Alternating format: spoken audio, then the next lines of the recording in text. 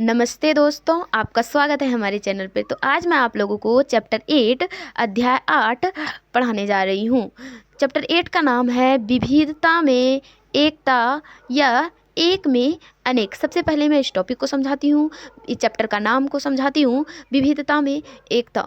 इसमें क्या कह रहा है, विविधता यानी कि इतना हमारे देश में अलग अलग सब कुछ है, इस अलग अलग राज्यों का सब कुछ अलग अलग है, उसके बावजूद भी एकता, सब कोई मिलजुल करके कैसे रहते हैं। एक में अनेक या एक में अनेक है, एक में ही अनेक यानी कि अनेक अलग अलग तरह के कैसे लोग एक साथ मिलजुल करके रहते हैं। तो विविधता में एकता, इसका मतलब समझिए, यहाँ पे कह रहा है कि हमारे देश में जितने भी राज्य है, उसके उस जितने भी राज्य है सबका आपका भोजन अलग है, भाषा अलग है, धर्म अलग है, वस्त्र अलग है, सब कुछ अलग है, रीति रिवाज अलग है, उसके बावजूद भी सब कोई मिलजुल करके रह रहा है। तो विविधता में एकता या फिर एक में अनेक है। ये चैप्टर के हेडिंग को मैं आप लोग को समझाई, चलिए अभी और अच्छे से क्लियर होगा इस चैप्टर में। तो सबसे पहले एक रविन्द्रनाथ टैगोर का बड़ा ही प्यारा सा स्टेटमेंट, कथन दिया गया है। रविन्द्रनाथ टैगोर जी क्या कहते हैं सुनिए। कह रहा है, हे ईश्वर, मेरी यह प्रार्थना स्वीकार करे, मैं अनेकता में एकता के स्पर्श का आनंद कभी ना गवा सकूं। कह रहे हैं, भगवान जी से प्रार्थना कर रहे हैं कि मेरी यह प्रार्थना को स्वीकार कीजिए आप, कि मैं अनेकता में एकता के स्पर्श का आनंद कभी ना गवा सकूं। अनेकता में जो एकता के स्पर्श का आनंद है, मैं हमेशा उसको स्पर्श करते रहूं, कभी ना गवा सकूं, कभी ना भूल पाऊं ये अनेकता में एकता।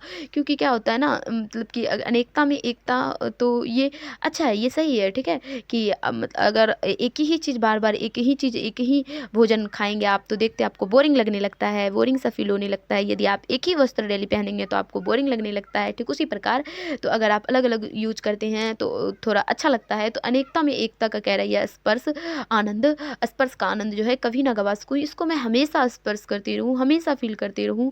अब यहाँ पे आगे एक श्री अरविंद जी का स्टेटमेंट है, जरा सा उनको समझते हैं। ये भी बड़ा ही प्यारा सा स्टेटमेंट, क्या इन्होंने क्या कहा है। कह रहा है, विविधता में एकता का सिद्धांत सदैव से भारत के लिए स्वाभाविक रहा है। कह रहा है, विविधता में जो एकता का ये सिद्धांत है ना, ये सदैव से भारत के लिए ही बना है। ठीक है, ऐसा तो होना ही था। विविधता में एकता यह कोई आश्चर्यजनक की बात नहीं है। कह रहा है, यह उसकी प्रकृति एवं अस्तित्व के लिए आवश्यक है। यह होगा तभी जो है हमारा भारत देश अस्तित्व में रह पाएगा, अन्यथा भारत देश जो है ये अस्तित्व में नहीं रह पाएगा। कह रहा है, एक में अनेक का यह भाव भारत को उसके स्वभाव व स्वधर्म की सुनिश्चित नींव पर स्थापित करेगा। कह रहा है, एक में जो अनेक का यह भाव है, यह भारत को उसके स्वभाव वो स्वधर्म यानी कि उनका जो कर्तव्य है, सीधी सी बात यहाँ अगर मैं बोलूँ तो कह रहा है, एक में यानी कि हम एक ही हैं लेकिन हमारा अनेक रूप है। तो इसको हमें गहराइयों से समझना चाहिए और इसका हमें अंतर का सम्मान करना चाहिए कि अलग अलग होने के बावजूद भी उसका सम्मान करना चाहिए। तभी भारत देश का नींव स्थापित होगी, तो यहाँ पे आपका ये कह रहा है, आपका यहाँ पे एक चित्र दिखाया गया, इस चित्र में देख सकते हैं आप लोग, अलग अलग प्रकार का डिजाइन को बनाया गया है इस चित्र में, और एक ही में है, यानी कि अनेकता में एकता को एक मतलब दिखाएगा, विविधता में एकता को दिखाएगा। यहाँ पे अनेकता में एक भी आप कह सकते हैं। कुछ महत्वपूर्ण प्रश्न है सबसे पहले इस चैप्टर में, तो इस प्रश्न का, ये जो सारे प्रश्न है ना, इस सारे प्रश्न का उत्तर आपको इसी चैप्टर में मिलने वाले हैं। महत्वपूर्ण प्रश्न, इंपॉर्टेंट प्रश्न क्या है। पहला नंबर कह रहा है, भारतीय परिदृश्य में विविधता में एकता का क्या अर्थ है। तो आप लोग को अभी जस्ट मिलने वाला है इस चैप्टर में आंसर। इस चैप्टर को जब मैं पढ़ाऊंगी तो आंसर मिलेगा आपको कि विविधता में एकता का क्या अर्थ है, इसका अर्थ मिलने वाला है। दूसरा क्वेश्चन है, ये तो पहली क्वेश्चन की बात होगी। दूसरा क्वेश्चन है, भारत की विविधता के कौन से पक्ष सर्वाधिक उल्लेखनीय है, कौन सा पक्ष जो है वो सर्वाधिक उल्लेखनीय है। अब तीसरा प्रश्न है आपका, हम विविधता में निहित एकता का कैसे पता लगाते हैं। विविधता में जो निहित मतलब छुपा हुआ एकता है, इनका पता कैसे लगाते हैं। तो ये सारे प्रश्न, ये तीनों प्रश्न का आंसर आपको चैप्टर में मिलने वाला है। तो एक नए टॉपिक के साथ शुरुआत करते हैं। पहला टॉपिक आपका क्या है, समृद्ध विविधता। कह रहा है, यदि आप रेल द्वारा यानी कि ट्रेन द्वारा या भारत की यात्रा करते हैं तो आप न केवल बदलते भूदृश्यों को देखेंगे बल्कि विभिन्न प्रकार के परिधान और भोजन का भी अनुभव करेंगे। यहाँ पे कह रहा है, यदि आप रेल से यात्रा कर रहे हैं, ट्रेन से, तो आप केवल बदलते भूदृश्य को देखेंगे। आप तो मतलब बदलते भूदृश्य जो है उसको तो देखेंगे। भूदृश्य के अंतर्गत आपका पहाड़ आ गया, आप देखेंगे कि अलग अलग क्षेत्रों में कहीं पहाड़ है तो कहीं मैदानी वाले इलाके हैं, तो कहीं नदियाँ हैं, तो कहीं पठार वाले इलाके हैं, सब जगह अलग अलग है। बल्कि विभिन्न प्रकार के आप परिधान भी देखेंगे, परिधान मतलब वस्त्र, भोजन का भी अनुभव करेंगे। इसके अतिरिक्त आप परिचित एवं अपरिचित भाषा भाषाएं सुनेंगे। परिचित, जिससे आप परिचित होंगे वो भी भाषा सुनेंगे, और अपरिचित, जिससे आप परिचित नहीं है, जिसको आप नहीं जानते हैं, वो भी भाषा सुनेंगे। कह रहा है विभिन्न लिपियों को देखेंगे और आप अलग अलग तरह की लिपि से लिपि मतलब जो लिखने का तरीका होता है ना किसी भी भाषा को, उसको लिपि कहा जाता है। यहाँ तक कि आप अपने क्षेत्र में भी भारत के विभिन्न भागों से आए अलग अलग रीति रिवाजों और परंपराओं वाले लोगों से मिलेंगे। कह रहा है यहाँ तक कि आप अपने क्षेत्र में भी भारत के विभिन्न भागों यानी कि अलग अलग भागों से आए अलग अलग रीति रिवाज और परंपराओं वाले लोगों से मिलेंगे। आपके क्षेत्र में अगर कोई अलग जगह से आए होंगे लोग, तो आप देखते होंगे उनके रीति रिवाज अलग है, उनकी परंपरा अलग है, ये सब चीज़। अब आगे क्या कह रहा है, यही भारत की समृद्ध विविधता है, यही तो भारत की समृद्ध मतलब अच्छी, यही तो भारत की खूबसूरती है, ये कह सकते हैं हम यहाँ पे। कह रहा है और सामान्यतः यही वह पहला पक्ष है जो हमारे देश में आने वाले पर्यटकों को प्रभावित करता है, और यही विविधता में एकता जो है ना, यही वो पहला पक्ष है जो हमारे देश में आने वाले पर्यटकों को, जो हमारे विदेशों से जो लोग आते हैं उसका ध्यान आकर्षित करते हैं, हमारे भारत देश को आने के लिए मतलब कि प्रेरित करते हैं, आकर्षित करते हैं, क्योंकि यहाँ पे इतना सारा विविधता में एकता को देखने के लिए। अब आगे क्या कह रहा है, 1.4 अरब यानी कि अगर मैं बातें करूँ तो 140 करोड़ से अधिक निवासियों वाले इस देश विश्व का जनसंख्या का लगभग 18% 18% भाग में इस प्रकार की विविधता आश्चर्यजनक नहीं है। कह रहा है क्या 140 करोड़ से भी अधिक निवासी इस देश में रह रहे हैं, तो ये विविधता आश्चर्यजनक वाली बात नहीं है। विविधता तो होना ही था, विविधता तो होगा ही, क्योंकि अब इतने सारे लोग रह रहे हैं तो विविधता तो होना ही था। विश्व की जनसंख्या का कह रहा है 18%, आप समझ सकते हैं। अब कह रहा है 20वीं शताब्दी के अंत में भारत के एक राष्ट्रीय संगठन 20वीं शताब्दी के अंत में जो है भारत के एक राष्ट्रीय संगठन भारतीय मानव विज्ञान सर्वेक्षण ने भारत के लोक परियोजना के अंतर्गत देश के सभी राज्यों में, भारत देश के जितने भी राज्य है, 28 राज्य है हमारे देश में, तो 28 राज्यों में 4635 समुदायों, 4635 कम्युनिटी का एक व्यापक सर्वेक्षण, एक बड़ा ही सर्वेक्षण किया, जांच पड़ताल किया। उसमें 25 लिपियों का उपयोग 25 लिपि का उपयोग करने वाली 325 भाषाओं की गणना की गई है। ठीक है, तो 325 भाषाओं की गणना की गई है, उसको 25 लिपियों से लिखा गया है, 25 तरह की लिपियों से लिखा गया है। इस सर्वेक्षण में यह भी पाया गया है, और इस सर्वेक्षण में यह भी पाया गया है कि अपने जन्म स्थान के निकट या अपने मूल समुदाय के साथ ना रहने के कारण अनेक भारतीयों को प्रवासी भी कहा जा सकता है। और कह रहा है कि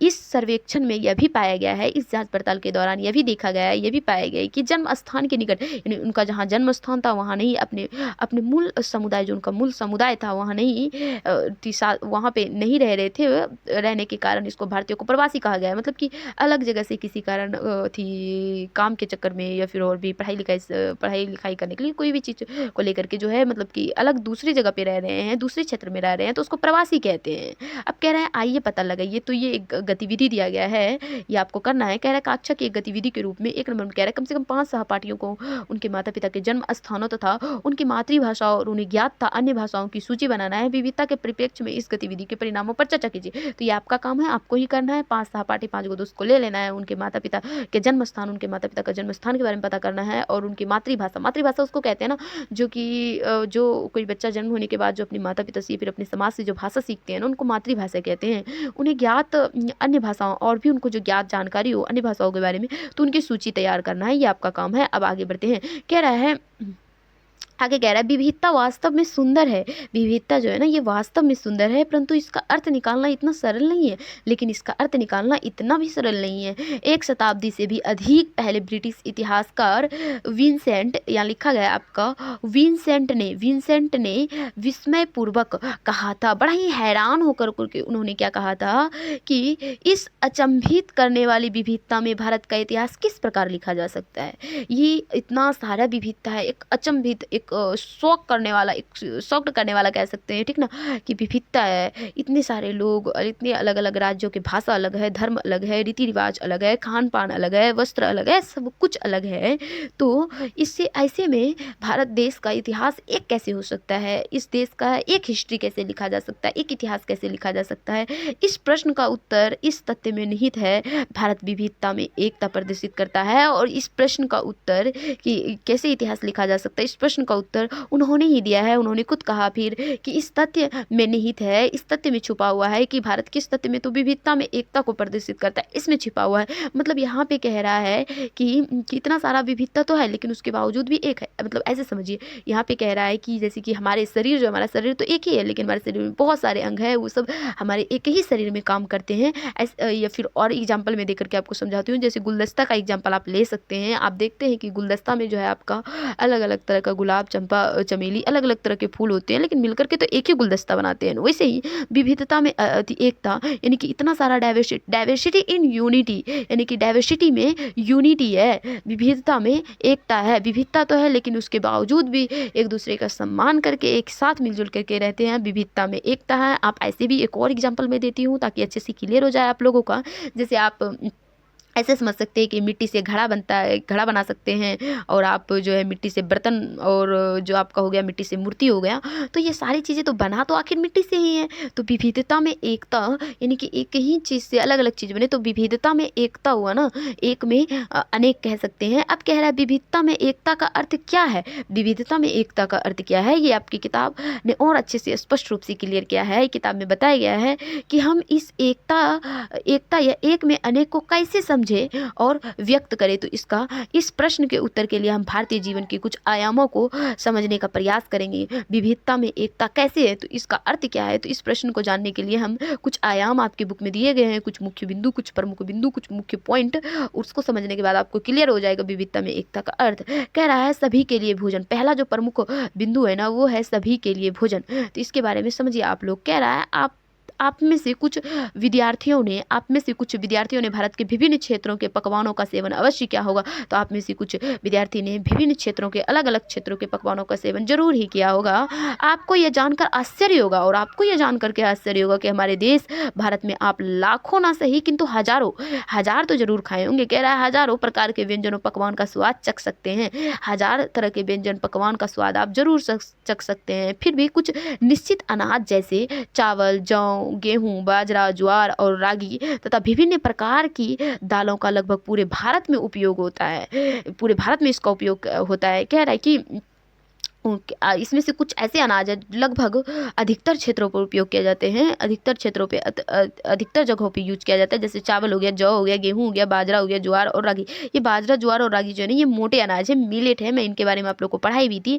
विभिन्न प्रकार की दालों का लगभग पूरे भारत में उपयोग किया जाता है, और विभिन्न प्रकार की जो दाल है इसका लगभग पूरे भारत में उपयोग किया जाता है। ये सभी अधिकांश भारतीयों का प्रमुख, यहाँ पे आगे मैं बढ़ती हूँ, कह रहा है प्रमुख भोजन है।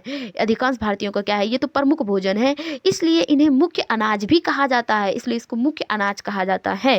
इसी प्रकार एक चित्र दे रखा है, पहले मैं चित्र को समझा देती हूँ। हाँ, चित्र है 8.1, पृष्ठ 127, पेज नंबर 127 में दिया रखा है। ये रहा 127 पेज नंबर आपका, 127 पेज नंबर, और ये है आपका पृष्ठ, चित्र जो है आपका 8.1, पृष्ठ था 127, 127। चलिए जानते हैं इसमें क्या कह रहा है आपका।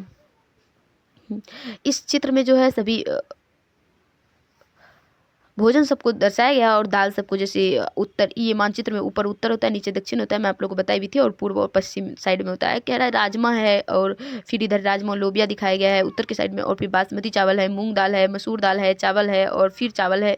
तो आप लोग देख सकते हैं कि मिल रहा है, ठीक है ना। अब चना दाल हो गया, छोले हो गया, बाजरा हो गया, मक्का हो गया, छोले दाल हो गया, मक्का, और फिर अरहर दाल, यहाँ भी ज्वार, और फिर ये सोना मसूरी। आप लोग अपने बुक में देख सकते हैं, आप लोग की बुक में चित्र दिया गया है, ये है चावल है, फिर अरहर दाल, फिर से एक बार चावल आ गया। तो देख सकते हैं मतलब कि इसको प्रमुख भोजन इसलिए माना गया है, चावल हो गया, जौ हो गया, गेहूं, ये सबको, क्योंकि ये अधिकतर क्षेत्रों में, अधिकतर जगहों पे यूज किया गया है, अधिकतर राज्यों में। अब कह रहा है आपका कि यहाँ पे बाजरा हो गया, और ये कोलम चावल हो गया, सोना मसूरी हो गया, पुन्नी चावल हो गया। तो ये सारे हैं, यहाँ पे आपका लिख भी रखा है कि भारत के विभिन्न क्षेत्रों से अनाजों और दालों के कुछ एग्जाम्पल, कुछ उदाहरण को यहाँ पे दिखाया गया है। अब आगे क्या कह रहा है, आगे यहाँ पे बढ़ते हैं, आगे आप लोग जरा सा ध्यान से समझिएगा। आगे कह रहा है कि एक मिनट, हाँ। आगे कह रहा है आपका, इसी प्रकार हल्दी, जीरा, इलायची और अदरक जैसे कुछ सामान्य मसालों का भी उपयोग पूरे देश में होता है। इसी प्रकार आपका जो है हल्दी हो गया, जीरा हो गया, इलायची और अदरक, ये सारे सामान्य मसाला है जो इसका उपयोग लगभग अधिकतर क्षेत्रों में, अधिकतर जगहों में, पूरे देश में कह सकते हैं लगभग यूज होता है। हम इसी सूची को कुछ सामान्य साग सब्जियों, इसी सूची को कुछ सामान्य ऐसे साग सब्जियां भी है जो लगभग अधिकतर जगहों पर यूज होता है। तेल को भी लिख सकते हैं इत्यादि, साथ आगे बढ़ा सकते हैं। इस तरह हम देख सकते हैं कि कैसे एक ही प्रकार की सामग्री यानी कि एकता, सामग्री एक ही है, विभिन्न प्रकार के विविधता, उसमें विभिन्न प्रकार की विविधता यानी कि अलग अलग विभिन्न प्रकार की विविधता, अनगिनत व्यंजन और पकवान बनाए जा सकते हैं। सीधी सी मतलब ये बताना चाह रहा है कि एक ही चीज़, जैसे कि आप गेहूं को ले लीजिए, उससे आप अलग अलग तरह के व्यंजन बना सकते हैं। वही यहाँ पे कह रहा है, यानी कि एक तक गेहूं एक ही है, गेहूं वही है। जैसे कि मिट्टी वाला एग्जाम्पल दिए, लेकिन उससे आप मिट्टी से कैसे आप बर्तन बना लिए, मूर्ति बना सकते हैं, मटका बना सकते हैं। वैसे ही